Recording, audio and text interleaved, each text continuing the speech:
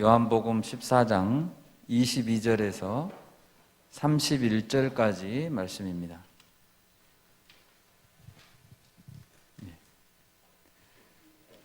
요한복음 14장 22절에서 31절까지 말씀, 저와 여러분 한 절씩 교독하겠습니다.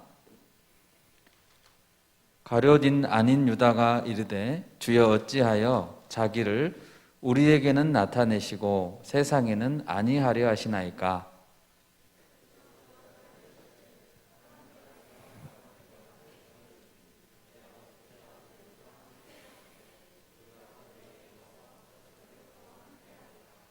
나를 사랑하지 아니하는 자는 내 말을 지키지 아니하나니 너희가 듣는 말은 내 말이 아니요 나를 보내신 아버지의 말씀이니라.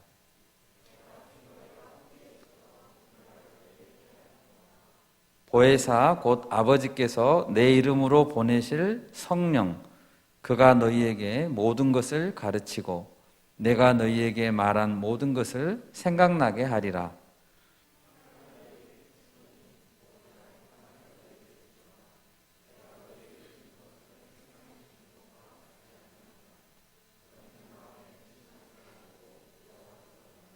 내가 갔다가 너희에게로 온다 하는 말을 너희가 들었나니 나를 사랑하였더라면 내가 아버지께로 감을 기뻐하였으리라. 아버지는 나보다 크심이라.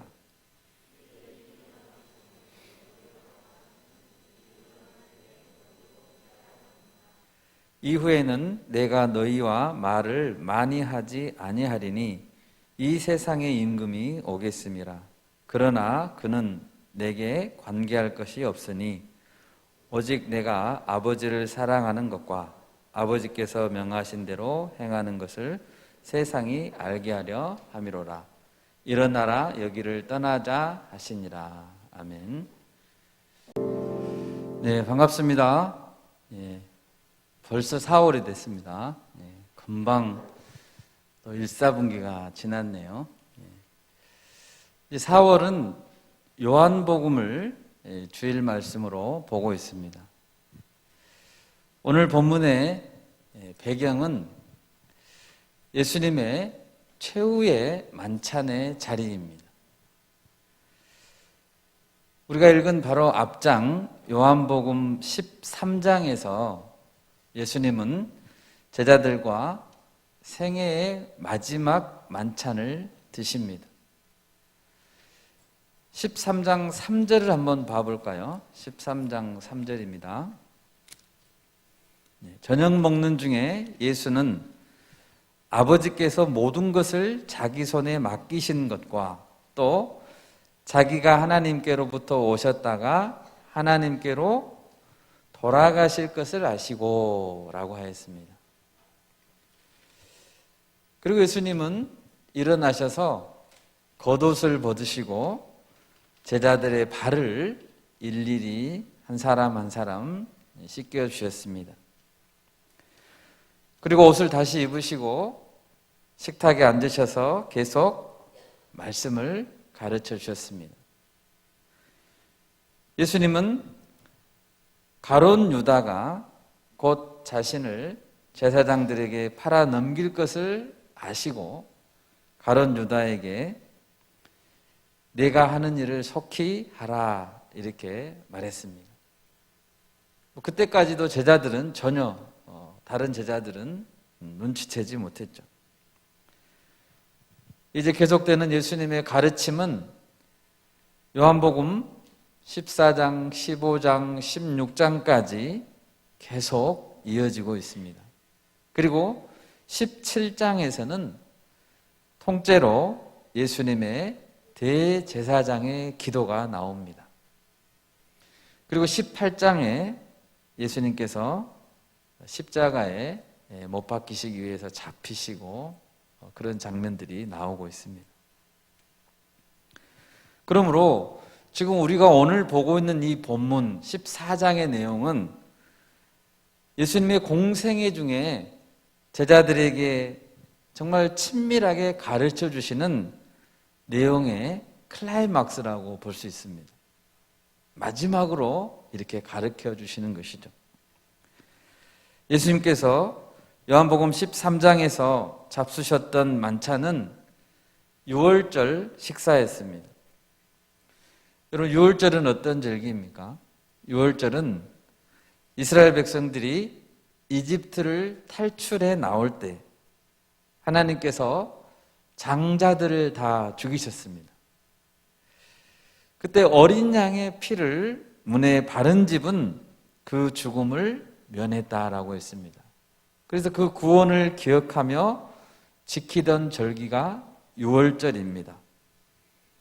예수님은 이 땅에 오실 때 그 어린 양, 피를 바른 그 어린 양으로 이 땅에 오셨습니다.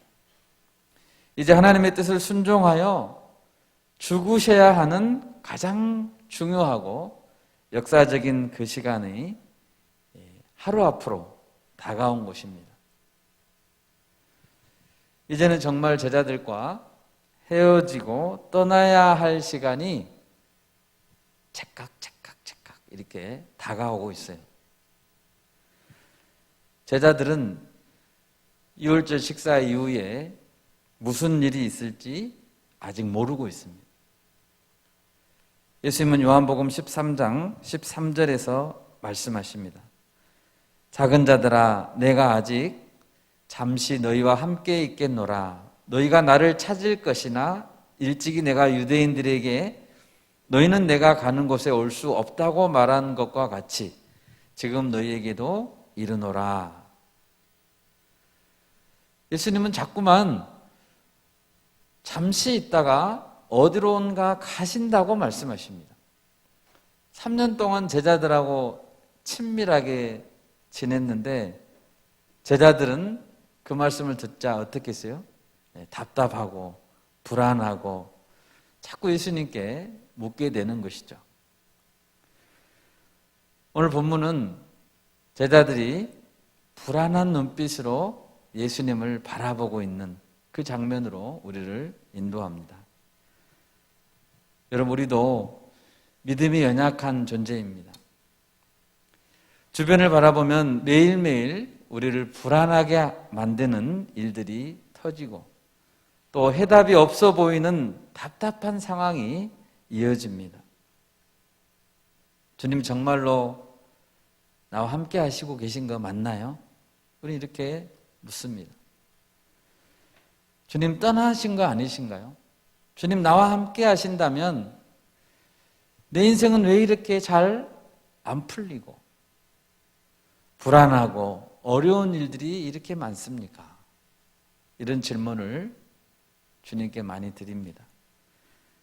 여러분, 오늘 말씀을 통해서 예수님이 나에게 말씀하시는 것이 무엇인지 정확하게 들을 수 있기를 바랍니다. 그래서 주님이 주시는 평안을 받아서 누리고 어떻게 살아야 될지 각오를 새롭게 하는 시간이 되기를 바랍니다. 첫 번째로 예수님은 제자들에게 나를 사랑하라 라고 말합니다. 어떻게 하라고요? 나를 사랑하라. 어디론가 가신다고 말씀하시자 불안한 제자들 중에 먼저 베드로가 물었습니다. 요한복음 13장 36절입니다. 주여, 어디로 가십니까? 예수님이 말씀하십니다. 내가 가는 곳에 네가 지금은 따라올 수 없으나 후에는 따라오리라. 베드로가 다시 묻습니다. 주여, 내가 지금은 어찌하여 따라갈 수 없습니까? 주를 위하여 내가 목숨까지 버리겠습니다. 예수님은 다시 베드로에게 대답합니다. 내가 진실로 네게 이르노니 닭 울기 전에 네가 나를 3번 부인할 것이다. 아마 베드로는 큰 충격을 받았을 거예요. 예수님의 말씀은 나중에 제자들이 돌아보면, 시간이 다 지난 다음에 돌아보면 알겠지만 한 말씀 한 말씀이 정말 정확했죠. 베드로의 질문이 끝나자 이제는 논리적인 도마는 굉장히 논리적입니다. 분석적입니다. 도마가 물었습니다. 14장 5절입니다. 주님, 주께서 어디로 가시는지 우리가 알지 못하거늘 그 길을 어찌 알겠습니까? 어디로 가는지도 모르는데 그 길을 어떻게 우리가 알 수 있죠? 논리적으로 물어봅니다. 예수님이 대답하십니다. 14장 6절입니다. 예수께서 이르시되 내가 곧 길이요 진리요 생명이니 나로 말미암지 않고는 아버지께로 올 자가 없느니라. 도마는 장소를 물어보고 길을 물어보는데 예수님은 아버지께로 가신다고 하십니다. 그리고 그 길은 곧 예수님 자신이라고 말씀하십니다. 여러분, 우리가 가야 될 길이 어떤 길입니까? 예수님의 삶이고 그리고 말씀입니다. 그 안에 길이 있다고 말씀하십니다. 그 다음 제자는 빌립입니다. 빌립이 나섰습니다. 빌립은 굉장히 현실적인 사람입니다. 14장 8절입니다.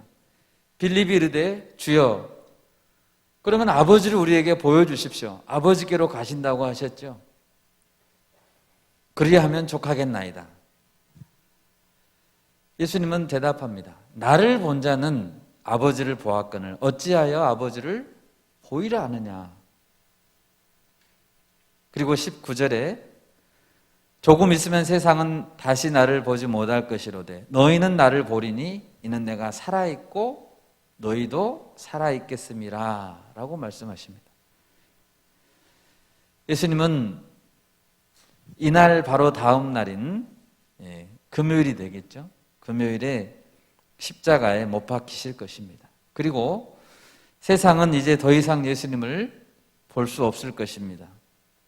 그러나 사흘 만에 부활하신 예수님은 제자들에게 다시 나타나실 것이라고 말씀하고 있는 것입니다. 이제 마지막으로 네 번째 제자가 묻습니다. 가롯인 아닌 유다입니다. 가롯 유다가 예수님을 팔았죠. 그래서 가롯인 아닌 유다, 다른 유다가 예수님께 묻습니다. 22절 말씀입니다. 가롯인 아닌 유다가 이르되 주여 어찌하여 자기를 우리에게는 나타내시고 세상에는 아니하려 하시나이까? 이 유다의 질문은 왜 세상은 주님을 볼 수 없고 우리는 볼 수 있습니까? 꽤 근본적이고 의미심장한 질문을 던졌습니다. 이 질문에 대해서 예수님은 이렇게 대답합니다. 23절 말씀 우리 같이 한번 읽겠습니다. 23절입니다.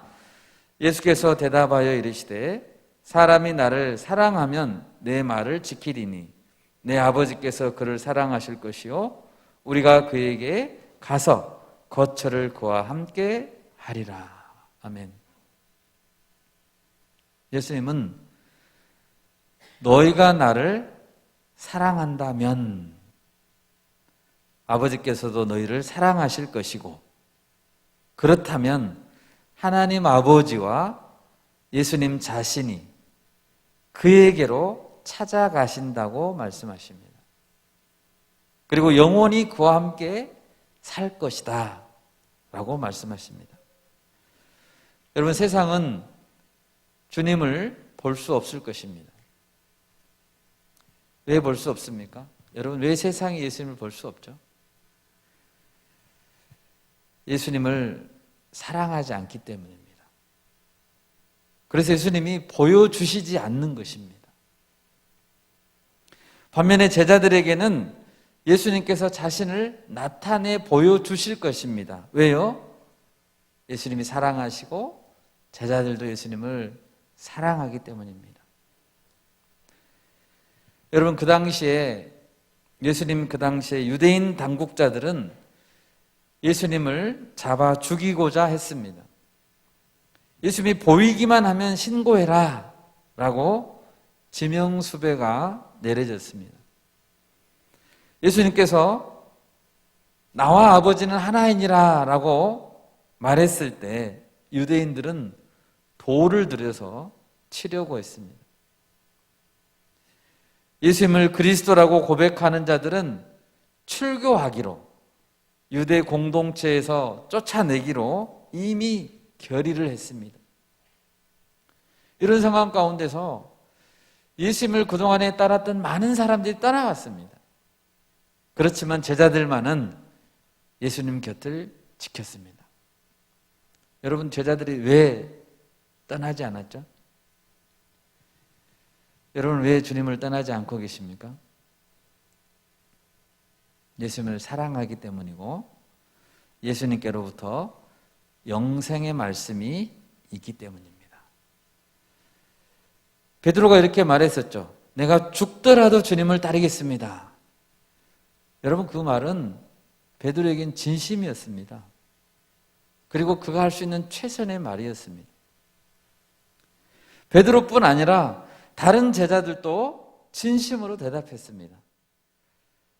마가복음 14장 31절 말씀 자막을 한번 같이 읽겠습니다. 베드로가 힘있게 말하되 내가 주와 함께 죽을지언정 주를 부인하지 않겠나이다 하고 모든 제자도 이와 같이 말하니라. 여러분, 제자들은 정말 주님을 사랑했어요. 여러분, 이 시간 우리 자신을 돌아볼 수 있기를 바랍니다. 나는 주님을 얼마나 사랑하는가 자문해 보시기 바랍니다. 예수님은 우리에게도 똑같이 약속하십니다. 네가 나를 사랑한다면 내 말을 지킬 것이다. 아버지께서 너를 사랑할 것이고 나와 아버지가 너에게로 가서 영원토록 함께 거할 것이다. 여러분, 믿으십니까? 아멘. 주님의 약속의 말씀입니다. 여러분, 우리 자신을 한번 돌아봅시다. 우리가 얼마나 비참한 존재입니까? 거룩한 삶과는 얼마나 동떨어진 자들이 우리 자신입니까? 그런데 창조주 하나님, 거룩하신 하나님이 내게 찾아오신대요. 그리고 내 안에 들어오시겠다고 말씀하십니다. 얼마나 정말 가당치 않은 은혜입니까?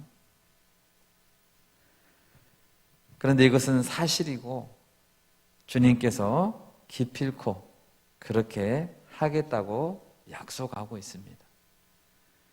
여러분, 이것이야말로 창조주 하나님, 거룩하신 하나님이 우리 안에 들어와서 거하시겠다고 하는 것이야말로 정말 인류가 이해할 수 없는 가장 큰 미스테리입니다. 가장 큰 은혜입니다. 여러분, 우리가 하나님께서 거주하시는, 하나님 우리 안에 거하시는 성전임을 믿습니까? 성경은 그렇게 말하고 있습니다. 여러분, 어떤 아내가 남편을 사랑하지도 않으면서 결혼했는데 아내가 남편을 사랑하지 않아요. 사랑하지도 않으면서 남편과 살고 싶다고 한다면 남편을 이용하려고 하는 것은 아닌지, 혹시나 보험금을 노리고 살고 있지는 않은지 의심해 봐야 됩니다. 최근에 그런 사건이 우리나라에 있었죠. 남편의 보험금을 노린 끔찍한 사건이 있었습니다. 그 아내가 남편을 사랑했을까요? 만약 어떤 사람이 예수님을 믿는다고 고백하면서도 예수님을 사랑하지 않는다면 그 사람의 믿음은 올바른 믿음일까요? 그럴 수 없습니다. 천국에는 들어가야 되겠는데, 천국에는 들어가고 싶은데 예수님이 하라고 하신 일은 거부한다면, 순종하지 않는다면 사랑일까요? 천국에 들어갈 자격이 될까요? 예수님을 사랑하지도 않는데 어떻게 영원토록 예수님과 살 수 있죠? 사랑하지 않는 사람과 영원히 살아라고 하는 건 그걸 뭐라고 그래요? 그걸 지옥이라고 해요. 사랑하지 않는다면 영원토록 살 수 없습니다. 여러분, 우리 모두 예수님을 사랑합시다. 아멘. 사랑합시다. 우리가 예수님을 사랑한다면 주님 우리 안에 들어오시겠다고 약속했습니다. 요한계시록 3장 20절 말씀 같이 한번 읽겠습니다. 볼지어다 내가 문 밖에 서서 두드리노니 누구든지 내 음성을 듣고 문을 열면 내가 그에게로 들어가 그와 더불어 먹고 그는 나와 더불어 먹으리라. 주님의 약속이십니다. 우리의 문을 열고 문을 열어야 주님이 들어오시죠. 주님이 문을 부셔버리고 들어오실 수도 있습니다. 우리 주님은 절대 그렇게 하지 않으세요. 주님을 사랑한다면, 그래서 주님께서 내 안에 들어와 계신다면 근심하고 불안해할 필요가 없겠죠? 네, 아멘. 두 번째로 오늘 본문에서 주님은 성령을 보내주시겠다라고 약속하십니다. 25절과 26절 말씀 같이 한번 읽어보겠습니다. 25, 26절입니다. 내가 아직 너희와 함께 있어서 이 말을 너희에게 하였거니와 보혜사 곧 아버지께서 내 이름으로 보내실 성령 그가 너희에게 모든 것을 가르치고 내가 너희에게 말한 모든 것을 생각나게 하리라. 아멘. 이 말씀에서 보혜사라는 단어는 도우시는 분이라는 뜻입니다. 여러분, 성령님께서 여러분 도우시고 계신가요? 도움을 받고 계신가요? 성령님은 돕는 분이라고 하시는데 여러분 도움 받고 계세요? 정말 성령님의 도우심을 원하고 계세요? 예수님은 아버지께서 예수님의 이름으로 성령을 보내실 때 그 성령이 우리를 가르치실 것이고 예수님의 가르침의 말씀을 생각나게 해주실 것이라고 약속했습니다. 여러분, 우리 곁에 보이지는 않지만 24시간 365일 우리 옆에서 든든히 지켜주시는 분이 성령 하나님이심을 믿습니다. 네, 아멘. 예수님은 아버지께로 올라가셨지만 이제는 성령께서 예수님의 영이시죠. 우리 안에 들어와 계십니다. 16절, 14장 16절과 17절 말씀을 같이 한번 읽어볼까요? 16절, 17절입니다. 내가 아버지께 구하겠으니 그가 또 다른 보혜사를 너희에게 주사 영원토록 너희와 함께 있게 하리니 그는 진리의 영이라. 세상은 능히 그를 받지 못하나니 이는 그를 보지도 못하고 알지도 못함이라. 그러나 너희는 그를 아나니 그는 너희와 함께 거하시며 또 너희 속에 계시겠음이라. 아멘. 성령 하나님은 영원토록 우리와 함께 계십니다. 그분은 특별히 진리의 영이다라고 말씀하셨습니다. 진리의 말씀으로 우리를 가르치시고 돕는 분이시기 때문에 성령은 우리를 때로는 위로해 주시고 때로는 도전할 수 있도록 등을 밀어주시고 성령은 때로는 우리 편에 서서 변호해 주시고 대변해 주시고 때로는 우리가 잘못된 길을 가려고 할 때 막으시기도 하십니다. 누가복음 11장 11절과 12절 자막을 한번 같이 읽겠습니다. 사람이 너희를 회당이나 위정자나 권세 있는 자 앞에 끌고 가거든 어떻게 무엇으로 대답하며 무엇으로 말할까 염려하지 말라.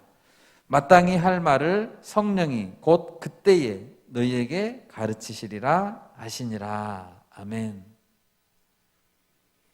여러분, 성령은 언제든지 제자들과 동행해 주시고 위기의 때마다 그들을 붙드셨습니다. 그러므로 우리가 사도행전이라고 있죠. 사도행전은 초대교회와 또 선교의 역사에서 성령의 역사라고 말할 수 있습니다. 사도행전 2장은 오순절의 성령 강림 사건으로 유명하죠. 오순절에 세계 각국에서 예루살렘에 모여든 그 사람들이 놀라운 광경을 목격했습니다. 예수님의 제자들 그리고 함께 기도했던 성도들이 갑자기 성령이 충만해서 외국어로 기도하고 또 하나님께서 행하신 그 구원을 복음을 전파한 것입니다. 외국어로.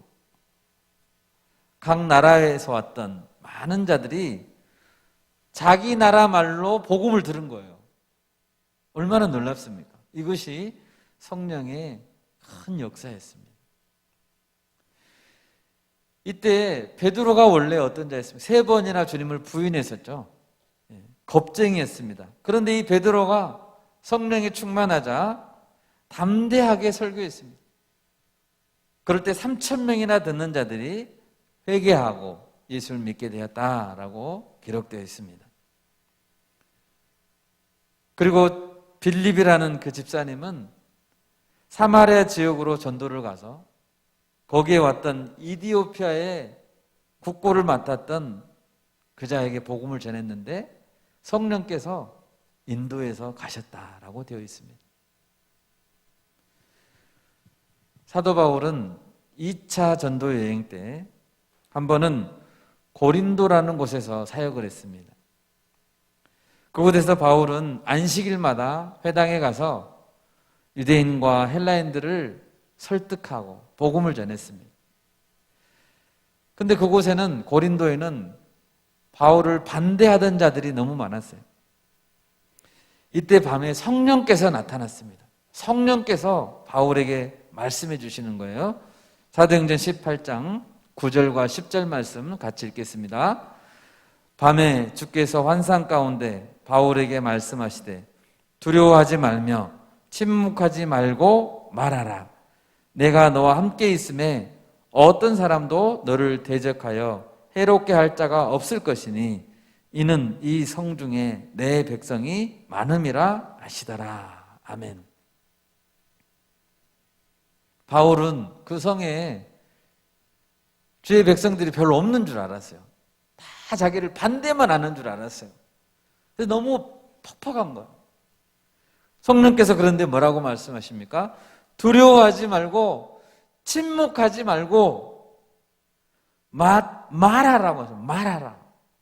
입을 열어라. 입을 열어. 말해라.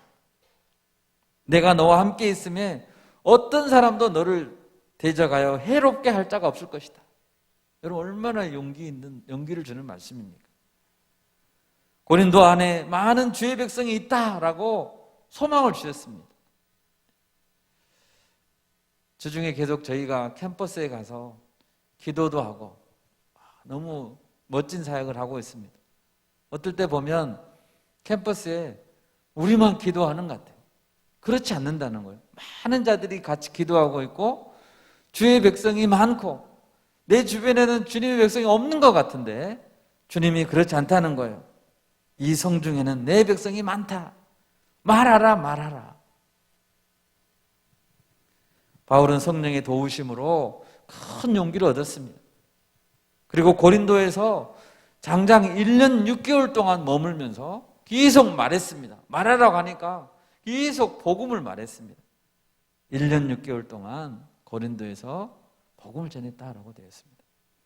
여러분 성령님 누구시라고요? 돕는 자시라고 그랬죠? 성령님께 도움을 구합시다. 아멘. 기도하세요. 기도. 성령님 도와주세요. 어떤 상황에서도 성령께서 말씀이 생각나게 하시고 말씀으로 붙들어 주실 줄 믿습니다.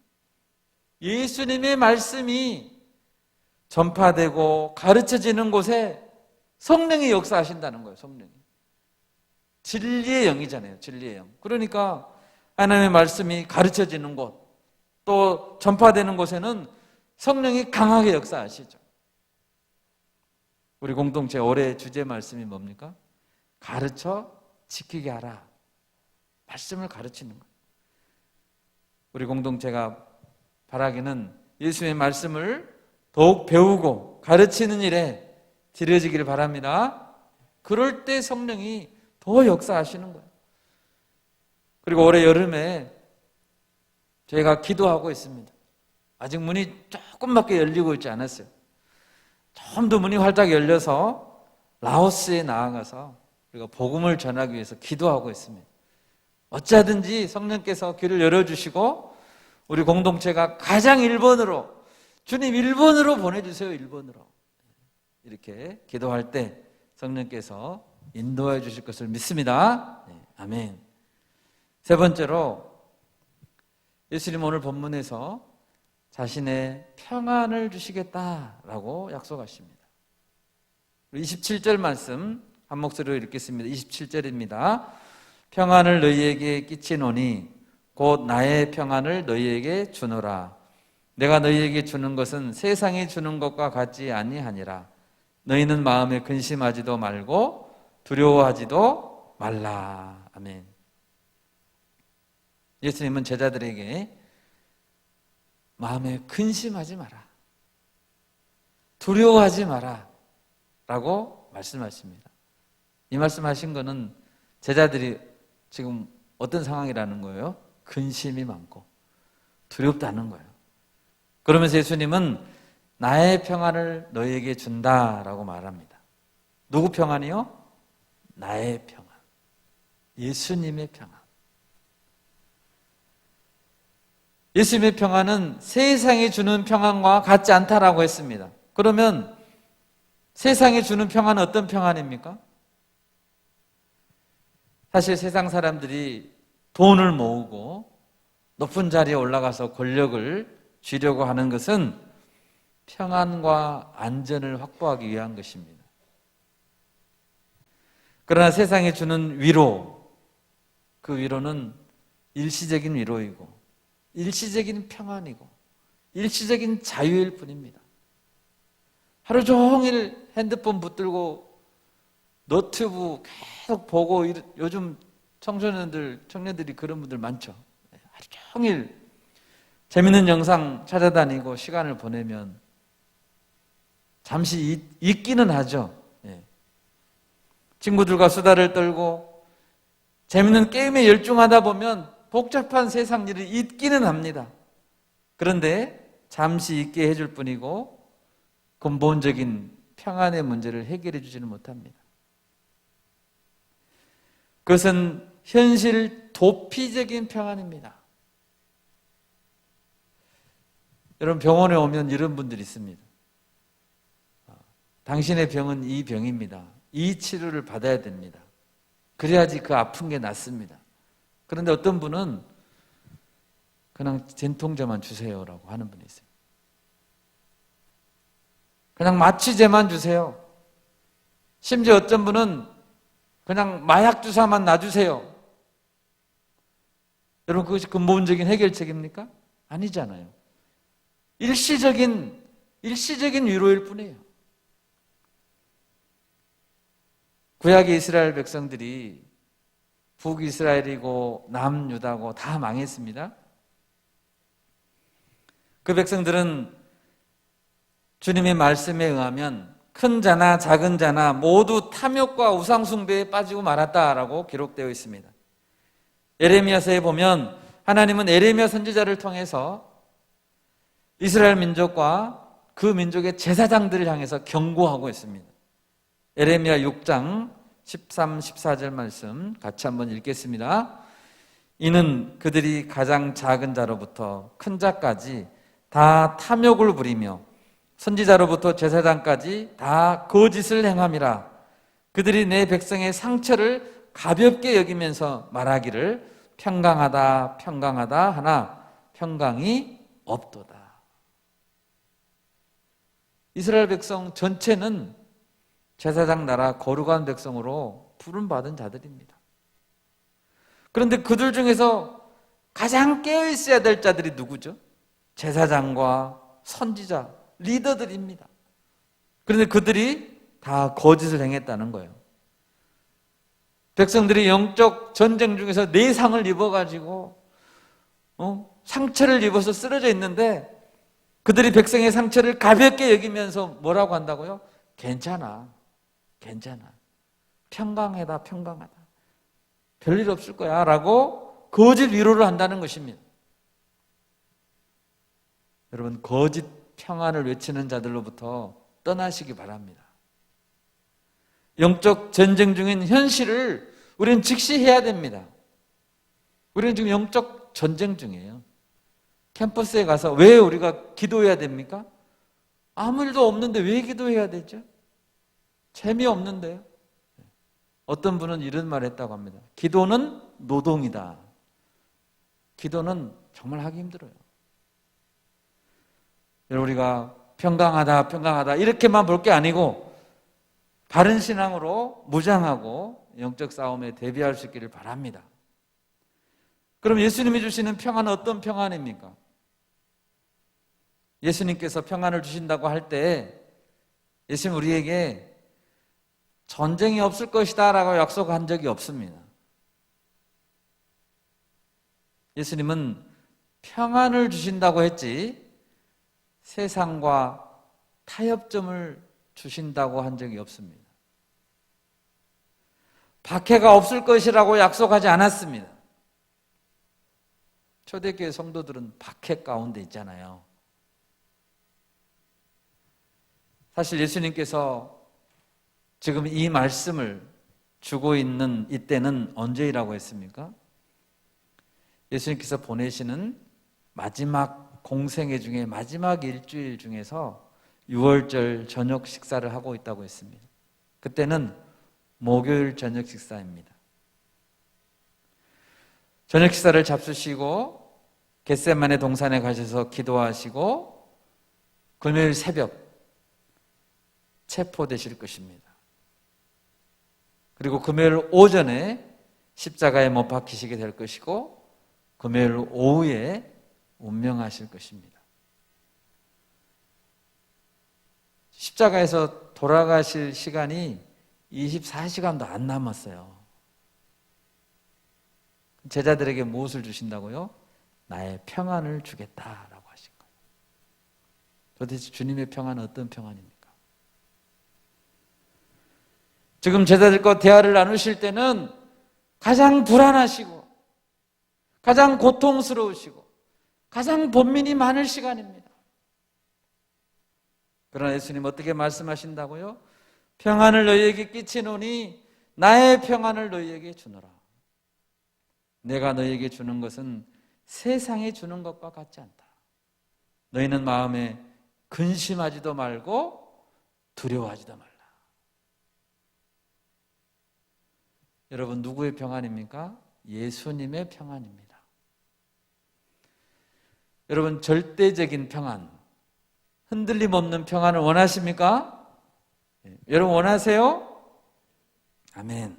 그 평안은 우리에게서 나오지 않습니다. 내가 만들어낼 수 없습니다. 그 평안은 예수님 안에 있습니다.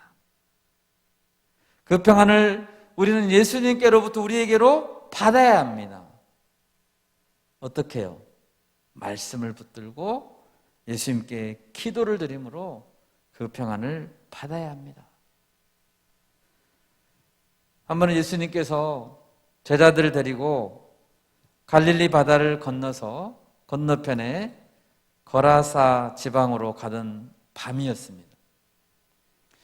출발할 때는 광풍이 없이 고요한 바다로 출발했겠죠. 그런데 중간에서 광풍이 일어난 것입니다. 제자들 중에 직업이 어부가 많습니다. 갈릴리 바다 어부, 바다 사나이들이 많아요. 제자들은 갈릴리 바다에서 잔뼈가 굵은 자들입니다. 그런데 그들은 광풍 앞에서 자신들의 노력과 경험이 무용지물이 되고 말았습니다. 물결이 배에 들어옵니다. 거의 물이 배에 가득하게 되었다라고 말했습니다. 예수님은 그때 곁에서 무엇을 하고 있었습니까? 예수님도 같이 배에 타고 계셨는데 마가복음 4장 38절 말씀 같이 읽겠습니다.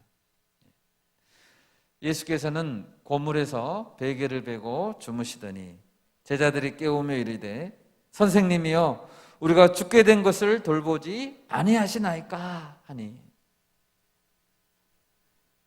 예수님은 편안히 주무시고 계셨습니다.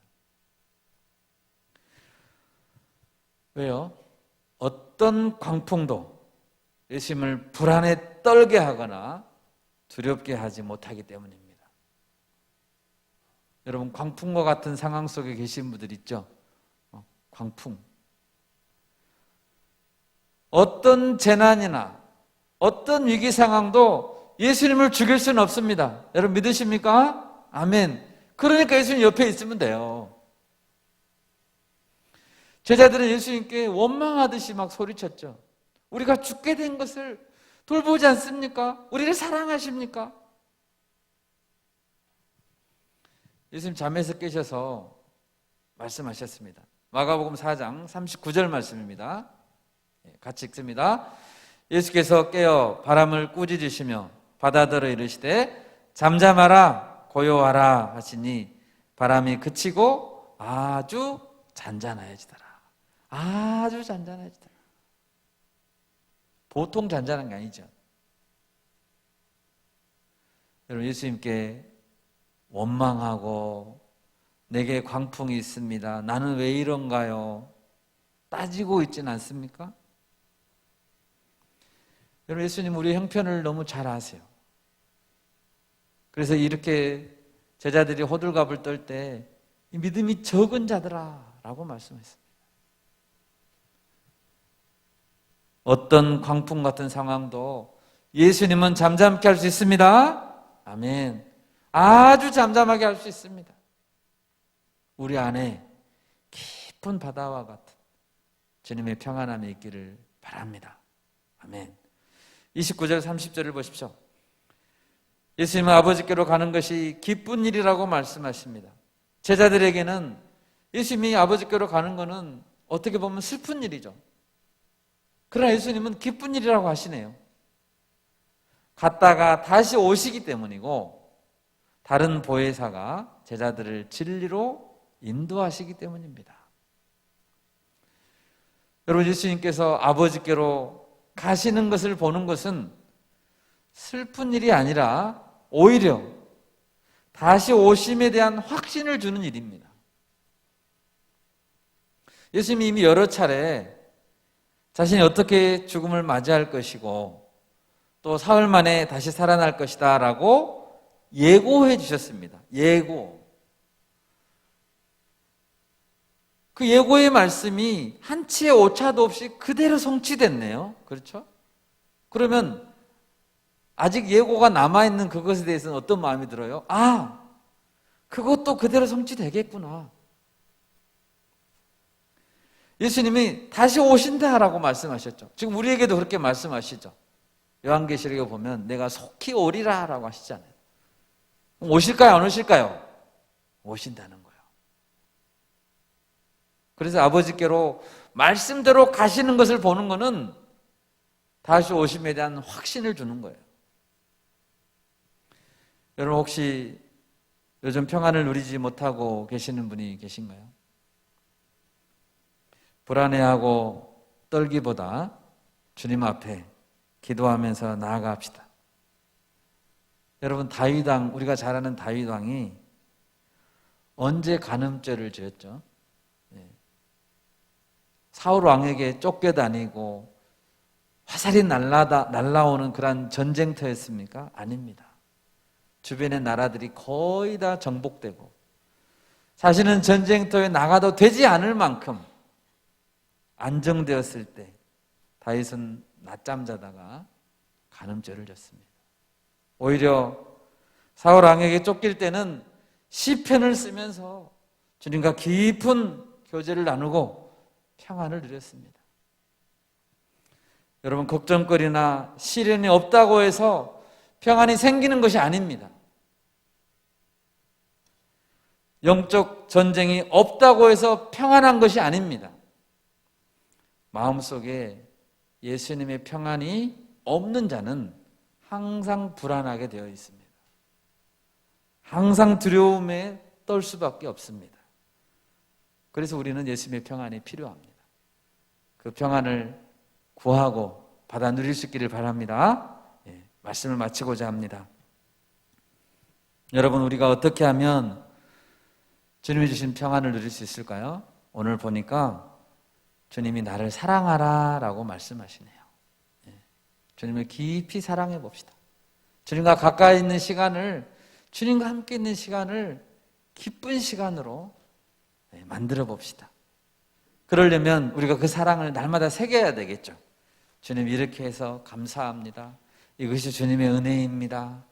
자꾸 고백하시고, 그리고 진리의 성령으로 인도함 받고 그분의 다스림에 순종할 때 우리 가운데 진리가, 말씀이 충만하게 될 것입니다. 너희는 마음에 근심하지도 말고 두려워하지도 말라. 따라서 해볼까요? 마음에 근심하지도 말고 두려워하지도 말라. 아멘. 주님의 평안이 있으면 우리가 기죽지 않게 됩니다. 떨지 않게 됩니다. 이번 한 주 이 말씀 꽉 붙들고 승리할 수 있기를 바랍니다. 아멘.